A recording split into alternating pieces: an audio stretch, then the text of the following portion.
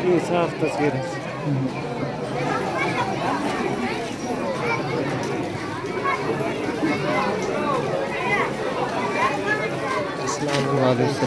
Tajikistan ठीक है live चला लाइव ना लाइव बाद चले साले फिलहाल बन दी।